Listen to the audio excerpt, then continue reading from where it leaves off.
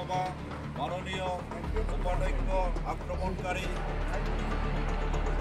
কংগ্রেস দলের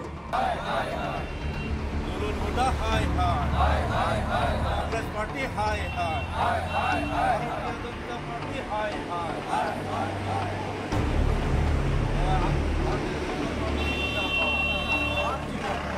বিজেপি জিন্দাবাদ বিজেপি জিন্দাবাদ কংগ্রেস পার্টি হাই হাই নুরুল হুদা হাই হাই নুরুল হুদা গ্রেপ্তার করো কংগ্রেস পার্টি বিধায়ক নুরুল হুদা গ্রেপ্তার করো কংগ্রেস পার্টি নুরুল হুদা গ্রেপ্তার করো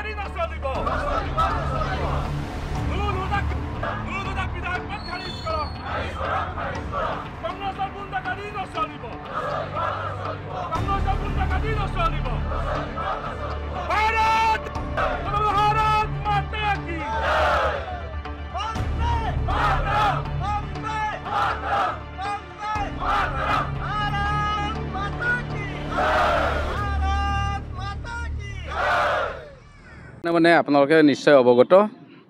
যোৱাকালি এটা যি বিধানসভাত কলংকিত ঘটনা ঘটি গৈছে মানে আমাৰ যি অসম বিধানসভাৰ উপাধ্যক্ষ ডাক্তৰ মমিনুল আমান নুমল মমিন ডাঙৰীয়াক যি শাৰীৰিকভাৱে অপদস্থ কৰিছে সেই কাৰ্যক আমি গৰিহণা দিয়াৰ লগতে আমি বিচাৰোঁ যে সংসদত বা আমাৰ বিধানসভাৰ মজিয়াত এনেকুৱা ঘটনা পুনৰাবৃত্তি নহওক আৰু যিয়ে এনেকুৱা ঘটনা কৰিছে মানে আপোনালোকে অৱগত নিশ্চয় কংগ্ৰেছ দলৰ বিধায়ক নুৰুল হুদা ডাঙৰীয়া এনেকুৱা মানে অসভ্য আচৰণ কৰিছে আৰু তেওঁক শাৰীৰিকভাৱে অপদস্থ কৰাই নহয় তেওঁক জখম কৰিছে গতিকে তেনেকুৱা ঘটনাক আমি গৰিহণা দিছোঁ আৰু তেখেতক গ্ৰেপ্তাৰ কৰাৰ কাৰণে আমি চৰকাৰৰ ওচৰত আহ্বান জনাইছোঁ আৰু এই আমি যে আজি ST মৰ্চাৰ জৰিয়তে এই ধৰ্মঘট অৱস্থান ধৰ্মঘট পালন কৰিছোঁ এয়া আমাৰ অকল বৰপেটা জিলাতে নহয় আমাৰ অসমৰ গোটেই জিলাতেই এনেকুৱা অৱস্থান ধৰ্মঘট আজি কাৰ্যসূচী হাতত লোৱা গৈছে আৰু আমি খন্তেক পিছতে গৈ আমি আমাৰ আয়ুক্ত ডাঙৰীয়াৰ ওচৰত আমি এখন স্মাৰক পত্ৰ দিয়াৰ ব্যৱস্থা কৰিছোঁ আৰু ইয়াৰ জৰিয়তে আমি নুৰুল হুদাক শাস্তিমূলক ব্যৱস্থা গ্ৰহণ কৰাৰ কাৰণে আবেদন জনাইছোঁ আৰু আমি বিচাৰোঁ যে এনেকুৱা ঘটনা কাৰো লগতে নহওক কাৰণ বিধানসভাৰ সকলোৱে লক্ষ্য কৰি থাকে বিধানসভাত কি ঘটনা ঘটি থাকে আজিকালি নাভুত নাচৰুত ঘটনা ঘটিব ধৰিছে আৰু সেইবিলাক যোন দলৰে নহওক কিয় আমি গৰিহণা জনাওঁ কাৰণ তেখেতসকলক অনুসৰণ কৰে মানুহে কাৰণ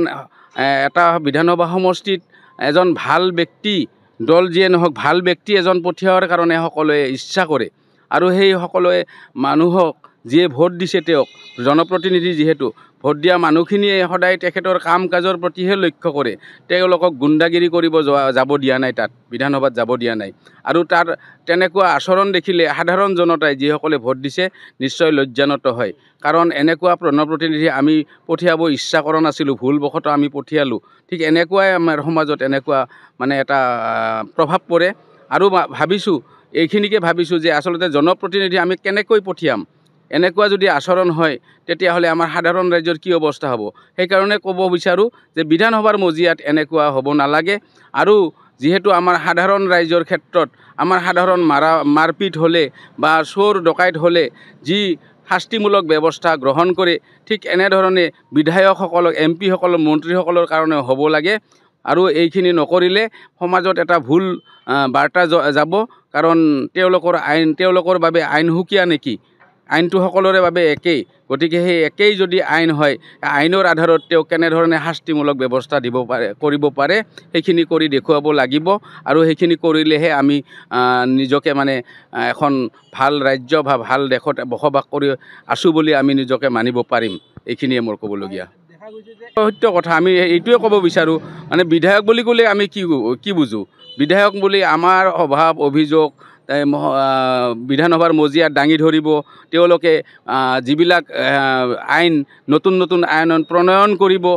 মানে সমাজৰ কাৰণে ভাল কাম কৰিব ঠিক এনেকুৱা কাৰণতে তেওঁলোকক পঠিওৱা হৈছে প্ৰতিনিধি এজন পঠিওৱা হৈছে 1.5 লাখ 2 লাখ 2.5 লাখ মানুহৰ তেওঁলোকে একোজন জনপ্ৰতিনিধি গতিকে তেওঁলোকৰ দ্বাৰা যেন সমষ্টিৰ উন্নয়ন হয় তেওঁলোকৰ দ্বাৰা যেন অসমত উন্নয়ন হয় তেওঁলোকৰ দ্বাৰা যেন ভাৰতবৰ্ষত উন্নয়ন হয় বা কাম কাজ হয় আমাৰ অভাৱ অভিযোগবিলাক দূৰ হয় এইখিনি কাৰণতে তেওঁ প্ৰতিনিধি হিচাপত জয়যুক্ত কৰি পঠিওৱা হয় কিন্তু তাততো মাৰপিট কৰাৰ কাৰণে গুণ্ডাগিৰি কৰাৰ কাৰণে জনপ্ৰতিনিধি পঠিওৱা নহয় আমিতো তাত মাৰপিট কৰাৰ কাৰণে পঠিয়াব ইচ্ছা কৰা নাছিলোঁ ঠিক এনে কাৰণতে আমি লজ্জানত হৈছোঁ আচলতে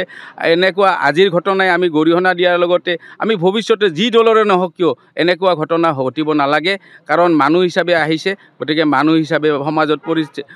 পৰিচিত হ'ব চেষ্টা কৰিব লাগে কোনো আমি গুণ্ডাগিৰি কৰাৰ কাৰণে আমি তাত পঠিওৱা নাই আৰু গুণ্ডাগিৰি কৰাটো একেবাৰে ভাল কাম হোৱা নাই আমি তাক গৰিহণা দিয়াৰ লগতে তেখেতক যিকোনো আইনৰ মেৰ পাছত আনি হ'লেও তেখেতক গ্ৰেপ্তাৰ কৰাটো আমি দাবী জনাইছোঁ আৰু গ্ৰেপ্তাৰ কৰাই নহয় এনেকুৱা ঘটনা যেন কোনেও কৰিব সাহস নকৰে যেন মানে সাংঘাতিক ধৰণৰ এটা বান্ধোন থাকে তাৰ বাবে আমি আহ্বান জনাইছোঁ আৰু দৰকাৰ হ'লে প্ৰয়োজন হ'লে যিহেতু বিধায়কসকলে আইন প্ৰণয়ন কৰিব পাৰে আইন কৰ্তনো কৰিব পাৰে গতিকে তেওঁলোকে এখন এনেকুৱা আইন আনক যেন বিধানসভাৰ মজিয়াত কোনেও কাকো বেয়া অসভ্য আচৰণ কৰিব নোৱাৰে মাৰপিটটো দূৰৰে কথা এনেকুৱা যদি শাস্তিমূলক ব্যৱস্থা নলয় তেতিয়াহ'লে ভৱিষ্যতে আমি দেখা পাইছোঁ যে এওঁলোকৰ কংগ্ৰেছ বুলিয়ে নহয় এটা মানে আছেই এনেকুৱা মানুহ যে তেওঁলোকে পাৰিলে সংসদত অস্ত্ৰ শস্ত্ৰ লৈ যাব আক্ৰমণ কৰাৰ কাৰণে তেওঁলোকে এনেকুৱা মানে এইটোত যদি ছাকচেছ হ'ব পাৰে তেতিয়াহ'লে ভৱিষ্যতে তেওঁলোকে অস্ত্ৰ শস্ত্ৰ লৈ যাব অৰ্থাৎ ইয়াৰ পৰা কি বুজা যায় তেওঁলোকক মানে এই চেকিং কৰিহে ভিতৰত সোমাব দিব লাগিব মানে লগত অস্ত্ৰ শস্ত্ৰ আনিছে নেকি ঠিক এনেকুৱা অৱস্থাই হৈ গৈছে গতিকে আমি কেতিয়াও এইটো গ্ৰহণযোগ্য বুলি নাভাবোঁ এইটো আমি কেতিয়াও নিবিচাৰোঁ আমাৰ সাধাৰণ ৰাইজৰ ক্ষেত্ৰতো আমি এইটো নিবিচাৰোঁ শান্তিৰে বসবাস কৰিবলৈ সকলোৱে ইচ্ছা কৰোঁ আজিৰ শিক্ষিত যুগত শিক্ষিত সমাজক লজ্জানত কৰা এনেকুৱা ঘটনা বিধায়কৰ পৰা আমি কেতিয়াও বিচাৰা নাই আৰু নিবিচাৰোঁ এইখিনি অসমৰ ৰাজ্যিকৰ নিৰ্দেশমৰ্মে এই প্ৰতিবাদী কাৰ্যসূচী ৰূপায়ণ কৰা হৈছে আৰু এই সংস্কৃতিৰ প্ৰতি আমি সদায় বিৰোধিতা কৰি আহিছোঁ শাৰীৰিকভাৱে অপদস্থ কৰা মানসিক অপদস্থ কৰা এই সমুদায় বিষয়ৰ ওপৰত ভাৰতীয় জনতা পাৰ্টীয়ে সদায় দৃষ্টি আৰু নজৰ ৰাখি আহি আছে গতিকে যোৱাকালি যিটো ঘটনা ঘটি গ'ল এই ঘটনাটো আমাৰ সমগ্ৰ অসমৰ বিভিন্ন ৰাইজে এইটো প্ৰত্যক্ষ কৰিছে গতিকে আমাৰ ৰাজ্যিকৰ নিৰ্দেশমৰ্মে জিলা সমিতি মৰিগাঁৱৰ জৰিয়তে আৰু ST মৰ্চাৰ সহযোগত আজি এক প্ৰতিবাদী কাৰ্যসূচী ৰূপায়ণ কৰা হৈছে আমাৰ কথা হ'ল বিধায়কগৰাকীয়ে আমাৰ নুমল মুইন ডাঙৰীয়াৰ ওপৰত যি অত্যাচাৰ বা শাৰীৰিক মানসিক যি অত্যাচাৰ কৰিলে সেই অত্যাচাৰৰ প্ৰতিবাদ সাপেক্ষে আজি প্ৰতিবাদ কাৰ্যসূচী আমি ৰূপায়ণ কৰিবৰ কাৰণে প্ৰয়াস কৰিছোঁ একেবাৰে আমি আশা কৰিছোঁ পুলিচ প্ৰশাসনৰ পৰা আদি কৰি উচ্চস্তৰীয় বিষয়াসকলক আমি আহ্বান কৰিছোঁ ইয়াৰ মানে উচিত তদন্ত কৰি নুমল হুদাৰ ডাঙৰীয়াৰ ওপৰত উচিত শাস্তি দিবৰ কাৰণে আজি আমি এই প্ৰতিবাদী কাৰ্যসূচী ইয়াতে ৰূপায়ণ কৰিছোঁ জিলাই আপোনালোকক এজাহাৰ দিয়া কিবা হেৰি কৰিছে নেকি প্ৰত্যেক জিলাই আমি প্ৰতিবাদী কাৰ্যসূচী ৰূপায়ণ কৰিছোঁ আৰু প্ৰত্যেক জিলাৰ জৰিয়তে আমি একোখনকৈ মেম'ৰেণ্ডাম ইতিমধ্যে প্ৰস্তুত কৰিছোঁ আৰু এই মেম'ৰেণ্ডামখন আমি জিলা আয়ুক্তৰ জৰিয়তে আমি ৰাজ্যপালৰ লগত প্ৰেৰণ কৰাৰ এইটো ব্যৱস্থা গ্ৰহণ কৰিছোঁ